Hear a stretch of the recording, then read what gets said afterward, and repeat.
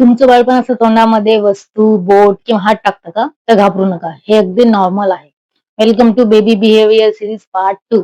याला माउथिंग असे म्हणतात. माउथिंग म्हणजे बाळ तोंडाद्वारे जग एक्सप्लोर करण्याचा प्रयत्न करत असतं. तर माउथिंगचे काही कॉमन रिझन्स आहेत. Number 1, sensory development. बाळ तोंडाद्वारे टच, टेक्स्ट किंवा टेक्स्चर ओळखण्याचा प्रयत्न करतं. म्हणून ते माउथिंग करतं. Number 2, teething relief. जेव्हा बाळाला दात यायला सुरुवात होते त्यावेळेस गम त्या सुजलेल्या असतात. त्या कारण बाळाला पेन किंवा डिस्कम्फर्ट होतं. तर तो पेन रिलीव्ह करण्यासाठी बाळ माउथिंग करतं. Number 3, self soothing. कधी बाळ स्वतःला सूद करण्यासाठी म्हणजे शांत करण्यासाठी देखील माउथिंग करतं. एक खूप महत्वाचा प्रश्न, माउथिंग किंवा टीथिंग दोन्हीमध्ये बाळ वस्तू, हात किंवा बोट हे तोंडात टाकत असतं.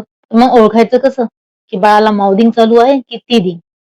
तर खास पालकांसाठी या काही महत्वाच्या tips. Number 1, age factor. Mouthing mostly 3 ते 4 महिन्यापासून सुरू होते. तर टीथिंग ही 6 महिन्याच्या नंतर सुरू होते. पण प्रत्येक बाळ हे डिफरंट असतं. प्रत्येक बाळ हे युनिक असतं. त्यामुळे हा एज फॅक्टर व्हॅरी होऊ शकतो. नंबर 2, माउथिंग मध्ये बाळ हे जग एक्सप्लोर करण्याचा प्रयत्न करत असतं. त्यामुळे ते हॅपी असतं. पण टीथिंग मध्ये गम्स सुजलेला असल्यामुळे बाळ हे चिडचिड करतं. नंबर 3, माउथिंग मध्ये बाळ मोस्टली वस्तू किंवा बोट हे तोंडात टाकतो. पण टीथिंग मध्ये तो त्या वस्तू चावण्याचा प्रयत्न करतो. सोप्या भाषेत सांगायचं झालं तर माउथिंग आणि टीथिंग दोन्हीही नॉर्मल आहे. माउथिंग हा बाळाच्या डेव्हलपमेंटचा खूप इम्पॉर्टंट माइलस्टोन आहे. तर टीथिंग म्हणजे दात येण्याची प्रोसेस आहे.